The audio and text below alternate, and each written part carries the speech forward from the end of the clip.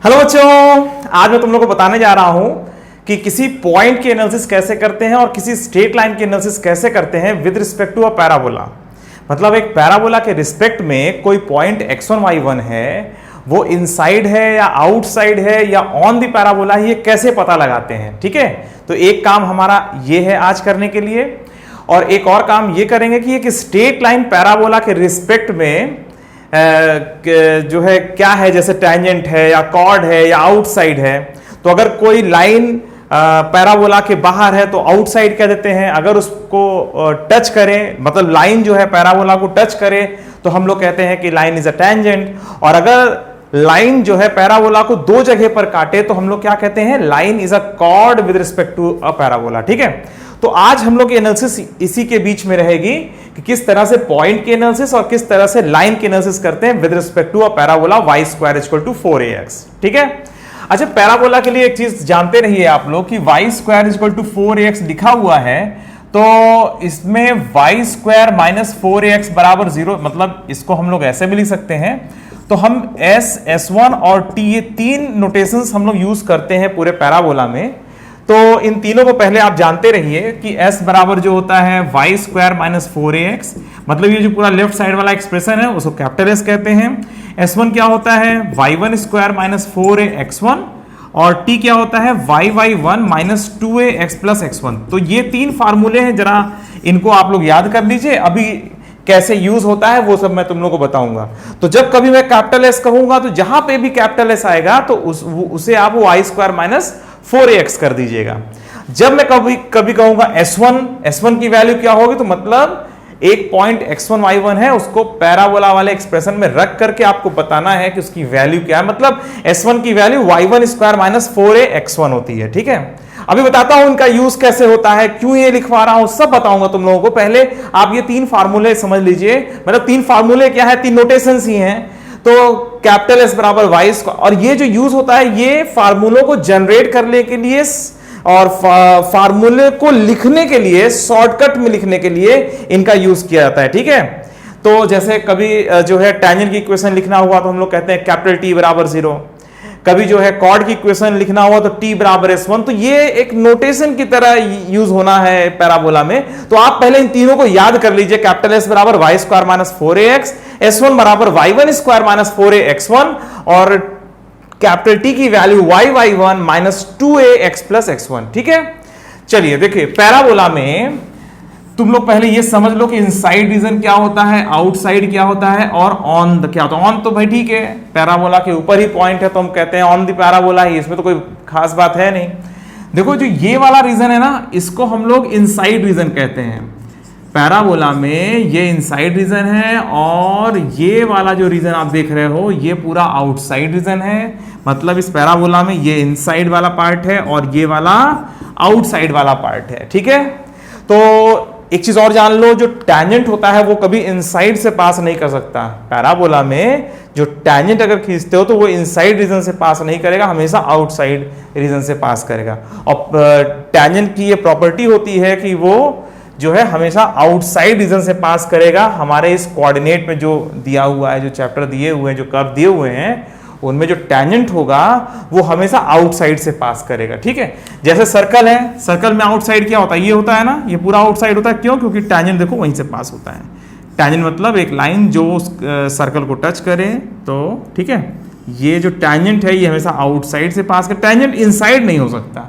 तो इसमें भी जो पैराबोला है, इसमें भी टेंजेंट अगर खींचोगे तो ये हमेशा आउटसाइड से ही होके पास करेगा। कोई भी टेंजेंट खींचोगे हमेशा आउटसाइड से होके पास करेगा। तो इसलिए इस रीजन को आउटसाइड रीजन कहते हैं, क्योंकि टेंजेंट हमेशा आउटसाइड रीजन से पास होता है। ठीक है, तो चलो जल्दी से एनालिसिस हम लोग पूरी करते हैं कि x1 y1 जो पॉइंट है वो इनसाइड द पैराबोला है या आउटसाइड द पैराबोला है। देखो अगर कोई पॉइंट x1 y1 दिया हुआ है, ठीक है, अगर ऑन द पैराबोला है तो जाहिर सी बात है, अगर ऑन द पैराबोला है, ऑन द पैराबोला अगर है कोई भी पॉइंट ऑन द पैराबोला है, तो पक्की बात है y1 स्क्वायर माइनस 4ax1 की वैल्यू 0 आएगी।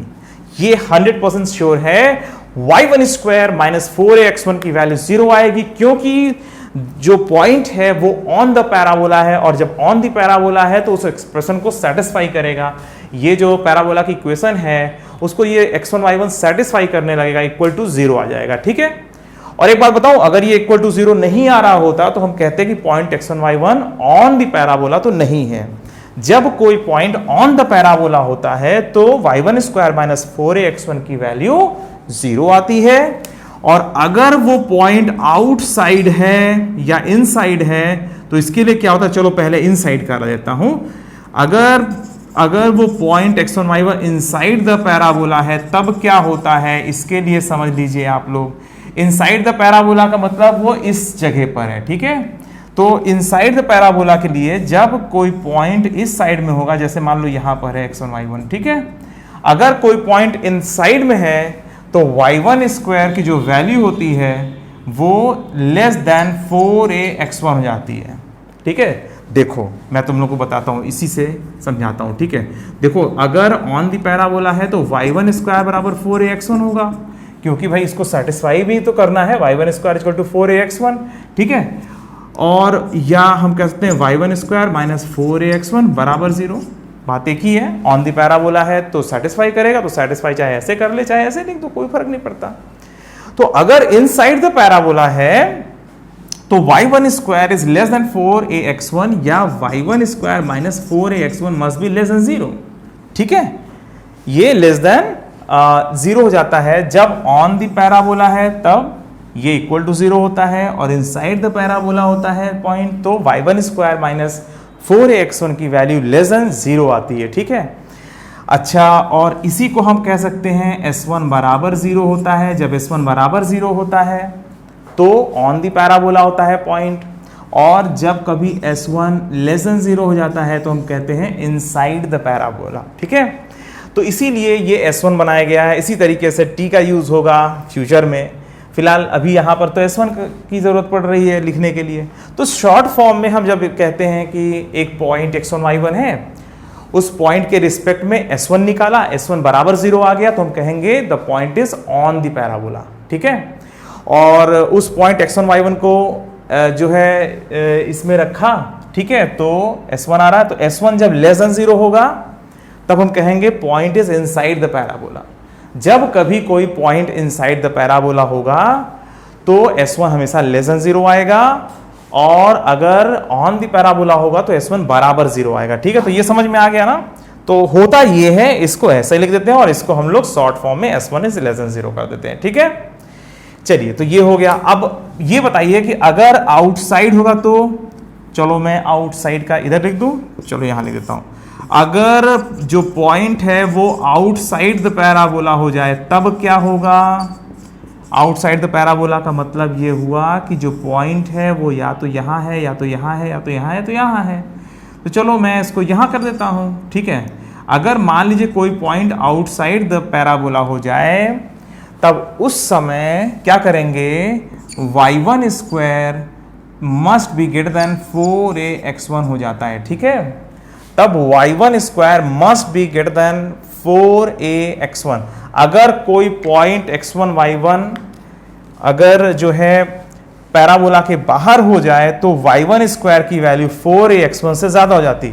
जब y1 स्क्वायर की वैल्यू लेस देन 4ax1 है, ठीक है, तब पॉइंट इनसाइड द पैराबोला है, और जब पॉइंट आउटसाइड द पैराबोला है तो y1 square must be greater than 4ax1 या y1 square minus 4ax1 must be greater than 0, या हम कह सकते हैं s1 इज ग्रेटर देन 0, ठीक है।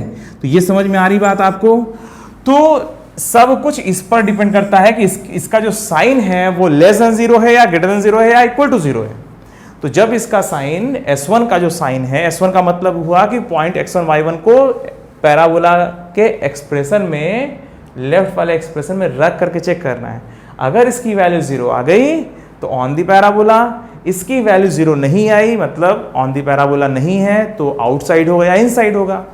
तो अगर इसकी वैल्यू किसी पॉइंट को रखने पर मतलब y1 स्क्वायर माइनस 4ax1 हो जाने पर, अगर इसकी वैल्यू लेस देन 0 हो जाए मतलब s1 इज लेस देन 0 हो जाए तो इनसाइड द पैराबोला, और अगर ये ग्रेटर देन 0 हो जाए s1 तो आउटसाइड द पैराबोला, ठीक है। तो यही कॉन्सेप्ट है पता लगाने के लिए कि जो है कि पॉइंट जो है पैराबोला के रिस्पेक्ट में इनसाइड है या आउटसाइड है या ऑन दी पैराबोला। ठीक है, समझ में आ गई बात सबको। चलिए, तो अब ये बताइए, जैसे मान लीजिए वाई स्क्वायर बराबर मान लीजिए 8x लिखा हुआ है और हमें पता लगाना है कि 1,3 इनसाइड है कि आउटसाइड है, तो कैसे करोगे बताओ? हाँ, 1,3 इनसाइड है कि आउटसाइड। तो पहले हम लोग लिखेंगे वाई स्क्वायर माइनस 8x बराबर 0। ठीक है, तो अब हम इसमें इसको रखेंगे, रख करके चेक करेंगे। अगर इसमें रखने पर 1,3 को इसमें रखने पर इक्वल टू 0 हो जाएगा, तब तो हम कहेंगे कि ऑन द पैराबोला। और अगर इसको रखने पर लेस देन 0 हो जाएगा तो हम कहेंगे इनसाइड द पैराबोला। ठीक है, और अगर इसको रखने पर इसमें ग्रेटर देन 0 हो जाएगा तो हम क्या बोलेंगे? Outside the parabola. देखते हैं क्या होता है। चलो इसको रखते हैं, तो 3 स्क्वायर माइनस 8 इंटू 1। ठीक है, तो जब हमने 1,3 को रखा इसमें तो ये आ गया। ठीक है, ये S1 की वैल्यू है। क्यों? क्योंकि पॉइंट को आप अब रख रहे हैं। ठीक है, अब ये 0 आ जाए अलग बात, ग्रेटर देन 0 आ जाए अलग बात, और लेस देन 0 आ जाए तो अलग बात। तो चलिए, इसमें 9 माइनस 8 और ये 1 आ गया, मतलब ये ग्रेटर देन 0 आ रहा है। यहां से पता चला कि S1 ग्रेटर देन 0 है। तो इसका मतलब ये हुआ कि ये जो पॉइंट है इस पैराबोला के रिस्पेक्ट में आउटसाइड है, मतलब ये पॉइंट कहीं यहां पर है, 1,3 यहां पर है, Y square equal to 8x के रिस्पेक्ट में। समझ में आ गई बात? तो कभी भी किसी पॉइंट का लोकेशन पता लगाना है कि वो इनसाइड है कि आउटसाइड है, तो सीधा सीधा आप सबको लेफ्ट साइड में ले आइए। ठीक है, और उसमें रख दीजिए, और रखने के बाद अगर लेस देन 0 मिलता है तो इनसाइड। ये पैराबोला और सर्कल और इलिप्स के लिए होता है। ठीक है, इन तीनों का अलग रूल है, और हाइपरबोला जब पढ़ाऊंगा तो उसमें तुम लोगों को बताऊंगा, उसका अलग रूल होता है। ठीक है, तो पैराबोला, इलिप्स और सर्कल में जब हम लोग किसी पॉइंट x1 y1 को रखते हैं उसके एक्सप्रेशन में, तो S1 आ जाता है, और S1 अगर लेस देन 0 होता है तो इनसाइड द कर्व हो जाता है, S1 बराबर 0 हो जाता है तो ऑन द कर्व हो जाता है, और S1 अगर ग्रेटर देन 0 हो जाता है तो आउटसाइड द कर्व हो जाता है। ठीक है, तो ये तो हो गई पॉइंट की एनालिसिस। अब आती है कि स्ट्रेट लाइन की एनालिसिस कैसे करते हैं हम लोग पैराबोला के रिस्पेक्ट में। मतलब कहने का कि कोई स्ट्रेट लाइन पैराबोला के रिस्पेक्ट में आउटसाइड है या कॉर्ड है या टेंजेंट है। ये तीन बातें हम लोग को कैसे पता लगेंगी? जैसे देखो, y is equal to m x plus c है, इसके बारे में पता लगाना है Y square equal to 4ax के रिस्पेक्ट में। ठीक है, ये हमारा जो है काम है, जो अभी हमें करना है, पता लगाना है कि ये इस लाइन का जो है लोकेशन क्या है, या इस लाइन को हम क्या कह सकते हैं? कॉर्ड कह सकते हैं, टेंजेंट कह सकते हैं, या आउटसाइड कह सकते हैं। ठीक है, तो इसके लिए हम लोग क्या करना पड़ता है? हम लोग y की जो वैल्यू mx प्लस सी दिख रही है यहाँ पर, उसे हमें यहाँ पर रखना होता है। ठीक है, और रख करके x की वैल्यू निकालते हैं। चलो मैं तुम्हें बताता हूँ कैसे क्या होता है। देखो, हम अगर इन दोनों के पॉइंट ऑफ इंटरसेक्शन की बात करें, एक लाइन का एक पैराबोला से पॉइंट ऑफ इंटरसेक्शन की बात करें, तो पॉइंट ऑफ इंटरसेक्शन अगर 2 आ जाए, ठीक है, 2 डिस्टिंक्ट पॉइंट्स आ जाएं। देखो, अगर जो है ये लाइन अगर पैराबोला के लिए कॉर्ड है, तो इन दोनों को सॉल्व करने पर हमें 2 पॉइंट मिलेंगे, मतलब 2x की वैल्यू मिलेगी और 2y की वैल्यू मिलेगी। ठीक है, अगर ये लाइन वर्टिकल नहीं है तो जाहिर सी बात है हमें x की 2 वैल्यू मिलेगी और y की 2 वैल्यू मिलेगी। एक तो सिचुएशन ये है, एक सिचुएशन ये है कि ये जो पैराबोला है इसके लिए ये जो लाइन है ये टेंजेंट हो जाए। ठीक है, उस समय x की सिर्फ एक वैल्यू मिलेगी, मतलब 2 डिस्टिंक्ट वैल्यू जो इसमें मिल रही थी, अब यहाँ पे 2 डिस्टिंक्ट वैल्यू नहीं मिलेगी। ठीक है, तो जब सॉल्व करोगे तो x की वैल्यू पाओगे, 2 अलग अलग नहीं पाओगे, एक ही पाओगे। ठीक है, और अगर मान लीजिए कि जो है ये जो लाइन है ये पैराबोला के रिस्पेक्ट में आउटसाइड है, तो तब वहां पर इन दोनों को सॉल्व करने पर x की एक भी वैल्यू नहीं मिलेगी। ठीक है, कोई भी रूट नहीं मिलेगा, कोई भी वैल्यू नहीं मिलेगी, और वास्तव में इसके लिए डिस्क्रिमिनेंट लेस देन 0 हो जाता है। ठीक है, चलो बताते हैं। देखो, इसको इसमें रखते हैं सबसे पहली बात। ठीक है, तो इसको इसमें जब रखोगे, इन दोनों को हम सॉल्व कर रहे हैं, तो जब इसको इसमें रखोगे तो कितना आएगा? mx प्लस सी का होल स्क्वायर बराबर 4ax आएगा। हम यहाँ पर इन दोनों स्ट्रेट लाइन और इस पैराबोला को सॉल्व कर रहे हैं। अच्छा, इसके बाद एक क्वाड्रेटिक बनेगा तुरंत, m square x square plus c square plus 2m into c into x बराबर 4x, और यहाँ पर आएगा एम स्क्वायर एक्स स्क्वायर और यहाँ पे 2mc minus 4ax plus c square बराबर 0। ठीक है, तो हम यहां पर पहुंचेंगे, इस तरह से हमें एक क्वाड्रेटिक मिल जाएगा। ठीक, अच्छा, तो अब ये यहां पर x की जो वैल्यू आती है वो तो आप लोग निकाल ही लेते हो, ax square plus bx plus c बराबर 0 दिया हुआ है, तो उसमें x की दो वैल्यू कैसे निकालते हो भाई? सीधा 4 रूल लगा लेते हो, minus b plus minus b square minus 4ac upon 2a कर देते हो, तो आपको x की वैल्यू मिल जाती है।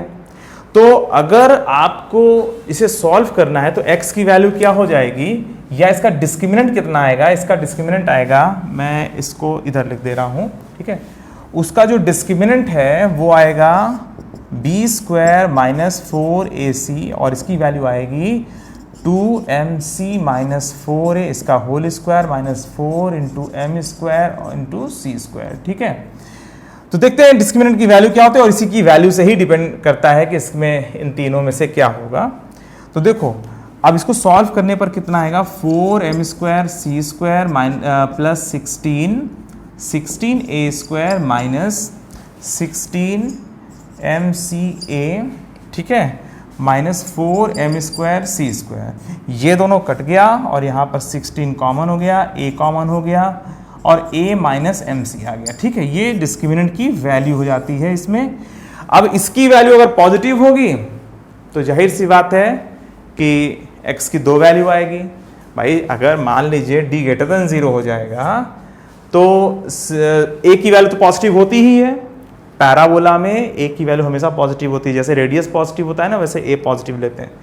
तो यहाँ पर कितना आ जाएगा, 16a और a minus m c is greater than 0, और इसके बाद क्या आ जाएगा, a minus m c is greater than 0 या m c is less than a, और यहाँ से आ जाएगा c is less than a by m. Directly मैं लिख दे रहा हूँ यहाँ पर c is less than a by m. तो जब c is less than a by m होता है, ठीक है, c is less than a by m होने पर line must be a chord because d is greater than 0। जब इन दोनों को सॉल्व करने पर x की दो वैल्यू मिले, और x की दो वैल्यू कब मिलेगी, जब उसका डिस्क्रिमिनेंट जो है पॉजिटिव होता है, और जब डिस्क्रिमिनेंट पॉजिटिव होता है तभी तो आपको दो वैल्यू मिलती है। देखो ax square plus b x plus c बराबर 0 में x की वैल्यू क्या होती है, minus b plus minus b square minus 4ac upon 2a होता है। देखो ध्यान से, x की दो वैल्यू कब आती है, जब ये पॉजिटिव होता है। ध्यान दो, ये जब पॉजिटिव होता है तब x की दो वैल्यूज आती हैं, और जब ये 0 होता है तब x की एक ही वैल्यू मिलेगी, दो अलग अलग वैल्यूज नहीं मिलेगी। और जब ये लेस देन 0 होता है तो x की वैल्यू मिलती ही नहीं है। तो d ग्रेटर देन 0 कंडीशन लगती है कॉर्ड के लिए। ठीक है, अगर d ग्रेटर देन 0 है तो कॉर्ड होना तय है। ठीक है, अच्छा, टैंजेंट के लिए क्या करेंगे, डिस्क्रिमिनेंट को डिस्क्रिमिनेंट बराबर 0 कर देंगे, तब टैंजेंट के लिए कंडीशन आ जाएगी कि आखिर ये टैंजेंट या d बराबर 0 आ जाए तो टैंजेंट है, या टैंजेंट है तो d बराबर 0 होगा। अगर b स्क्वायर माइनस 4ac की वैल्यू एग्जैक्टली 0 हो जाए तो x की एक वैल्यू मिलेगी। अरे भाई, एक लाइन और एक पैराबोला को सॉल्व करने पर x की एक वैल्यू मिल रही है तो जाहिर सी बात है y की भी तो एक ही वैल्यू मिलेगी। अगर ये लाइन वर्टिकल नहीं है और पैराबोला और लाइन को सॉल्व करने पर x की एक वैल्यू मिल रही है, तो x की एक वैल्यू कब मिलती है, x की एक वैल्यू तभी मिल सकती है, मतलब x की एक वैल्यू और y की एक वैल्यू एक ही पॉइंट तभी मिल सकता है जब line is a tangent. Line जब पैराबोला को टच करेगी तो जाहिर सी बात है इन दोनों के बीच में एक ही पॉइंट कॉमन में आएगा, पॉइंट ऑफ इंटरसेक्शन। जब तुम सॉल्व करोगे तो x की एक वैल्यू पाओगे। तो d बराबर 0 करने पर टैंजेंट वाली सिचुएशन है, या सॉल्व करने पर किसी, मान लो यहाँ पे 2, यहाँ पे 3, यहाँ पे कुछ भी लिखा हुआ है, तो एक लाइन को एक पैराबोला सॉल्व करो और डिस्क्रिमिनेंट अगर इक्वल टू 0 आ जाए तो तुरंत जान लेना कि वो लाइन पैराबोला के लिए टैंजेंट है। तो टैंजेंट है तो d बराबर 0 और d बराबर 0, तो टैंजेंट दोनों बातें मिली हुई हैं। अच्छा, तो ये इसको जब सॉल्व करोगे तो कितना आएगा, a माइनस एम सी बराबर 0, भाई 16a into a minus m c बराबर 0, तो यहाँ से c बराबर a बाई एम आ जाता है। ठीक है, तो c बराबर a बाई एम कंडीशन होती है कि जो है ये टैंजेंट हो जाए, तो ये कंडीशन हो गया टैंजेंट के लिए। समझ में आ रही बात? कॉर्ड के लिए d ग्रेटर देन 0 कर देते हैं और टैंजेंट के लिए d बराबर 0 कर देते हैं, उससे c की वैल्यू a/m के बराबर हो जाती है। ठीक है, तो c जब लेस देन a/m होगा तो लाइन इज अ कॉर्ड। ठीक है, आपको एक लाइन की पोजीशन निकालनी है एक पैराबोला के रिस्पेक्ट में, तो जब कभी d ग्रेटर देन 0 हो जाएगा तो आप कहोगे लाइन इज अ कॉर्ड, और जब d बराबर 0 हो जाएगा तो कहोगे लाइन इज अ टैंजेंट। और बच्चों जब d लेस देन 0 हो जाएगा, अगर लाइन बाहर है तो मतलब अब कोई रूट नहीं मिल रहा है, और जब रूट नहीं मिलेगा तो क्या होगा, पक्की बात है d लेस देन 0 होगा। ठीक है, अगर कोई लाइन किसी पैराबोला के बाहर है तो जब इन दोनों को सॉल्व करोगे तो सॉल्व ही नहीं हो पाएगा, आपको रियल रूट ही नहीं मिलेगा, और जब रियल रूट नहीं मिलेगा तो वो कब होता है, अंडर रूट के अंदर जो ये डिस्क्रिमिनेंट है ना b² - 4ac, इसकी वैल्यू को लेस देन 0 होना पड़ेगा। ठीक है, तो इसको लेस देन 0 कर दो, तो d जब लेस देन 0 होता है तो लाइन इज आउटसाइड। तो इसको जब सॉल्व करोगे तो कितना आएगा, 16a - mc is less then 0, या यहां पर कितना जाएगा c ग्रेटर देन a/m। ठीक है, ये आ गया। ठीक, तो ये इधर मैं इसको अलग कर दे रहा हूं। तो ये जो कंडीशन लगाते हैं ये आउटसाइड के लिए कंडीशन लगाते हैं। ठीक है, और ये वाली कंडीशन कब लगाते हैं, जब लाइन इज अ टैंजेंट, और वो वाली कंडीशन कब लगाते हो, जब लाइन इज अ कॉर्ड। ठीक है, और ऐसा हाइपरबोला में भी होगा, ऐसा एलिप्स में भी होगा, और सर्कल में तो सिमेट्री हो जाती है, सेंटर से परपेंडिकुलर डिस्टेंस निकालो लाइन पर, अगर ये परपेंडिकुलर डिस्टेंस रेडियस से ज्यादा हो जाए तो line is outside with respect to a circle. भाई एक सर्कल है, लाइन अगर बाहर है सर्कल से तो उस सर्कल के सेंटर से लाइन से परपेंडिकुलर डिस्टेंस निकाल लो, रेडियस से ज्यादा हो जाए तो लाइन इज आउटसाइड, और परपेंडिकुलर लाइन पर परपेंडिकुलर डिस्टेंस सेंटर से निकालो, अगर वो रेडियस के बराबर हो जाए तो लाइन इज टैंजेंट। और अगर किसी सर्कल को कोई लाइन दो जगह काट रही है तो अगर उस सर्कल के सेंटर से लाइन पर परपेंडिकुलर डिस्टेंस निकालोगे, वो रेडियस से कम हो जाए तो पक्की बात है line is a chord with respect to a circle. तो सर्कल में तो भाई रेडियस से कंपेयर कर लिया परपेंडिकुलर डिस्टेंस निकाल के सेंटर से, मगर यहां पर तो ऐसा कुछ है नहीं, तो यहां पर सीधा सीधा आप क्या करोगे, इसमें भी, एलिप्स में भी और हाइपरबोला में भी, पैराबोला, इलिप्स और हाइपरबोला में हम लोग क्या करते हैं, y की वैल्यू को सीधा रख करके पॉइंट ऑफ इंटरसेक्शन सॉल्व करते हैं। पॉइंट ऑफ इंटरसेक्शन सॉल्व करते समय एक क्वाड्रेटिक इक्वेशन बन जाती है। जब हमें कॉर्ड के लिए करना होता है तो d ग्रेटर देन 0 चेक कर लेते हैं। ठीक है, मतलब जब d ग्रेटर देन 0 हो जाए तो कॉर्ड है तो d ग्रेटर देन 0 है। और मान लो कोई वैल्यू निकालनी है और कहा जा रहा है कॉर्ड है तो d ग्रेटर देन 0 करके कर लेंगे, मतलब कॉर्ड के लिए d ग्रेटर देन 0, टैंजेंट के लिए d बराबर 0, क्योंकि पॉइंट एक ही मिल रहा है, x की एक ही वैल्यू मिल रही है, इसलिए d बराबर 0। और अगर लाइन इज आउटसाइड है, ना तो टैंजेंट है ना तो कॉर्ड है, तो जाहिर सी बात है d लेस देन 0 कर लेते हैं। ठीक है, तो ये मैंने आज आप लोगों को बताया कि किस तरह से पॉइंट के एनालिसिस करते हैं और किस तरह से लाइन के एनालिसिस करते हैं with respect to a parabola. ठीक है बच्चों, तो इसको आप लोग याद रखिएगा, बीच बीच में काम पड़ता रहेगा इसका।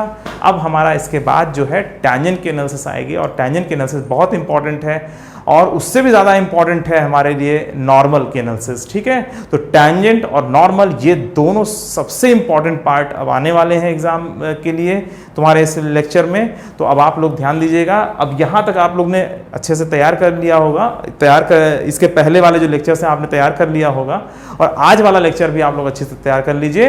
अब हम लोग टैंजेंट और नॉर्मल में ये सारा जो नॉलेज हम लोग ने गेन किया है ये सब हम लोग लगा देंगे अपने टैंजेंट और नॉर्मल वाले एनालिसिस में। ठीक है, अगर वो समझ लोगे अच्छी तरीके से तब ये जाकर के चैप्टर अच्छे से हो जाएगा। ठीक है, और बाकी पोल एंड पोलर और डायरेक्टर सर्कल, इस तरह के कुछ और कॉन्सेप्ट हैं, वो तो छोटे छोटे कॉन्सेप्ट्स हैं। और फिर इसमें लोकस की प्रॉब्लम्स हैं, उनको हमें सॉल्व करना है। लोकस भी बहुत इंपॉर्टेंट है इसमें। ठीक है, कॉर्ड की एनालिसिस करनी है अभी हम लोग को, वो सब छोटे छोटे एनालिसिस है, पर जो टैंजेंट और नॉर्मल की एनालिसिस होती है हमारे इस पैराबोला में, ये सबसे बड़ी एनालिसिस है। चलो फिर नेक्स्ट लेक्चर में और उसके बाद लेक्चर्स में करेंगे। ठीक है, चलो आज के लिए सिर्फ इतना ही, फिर मिलते हैं, बाय बाय।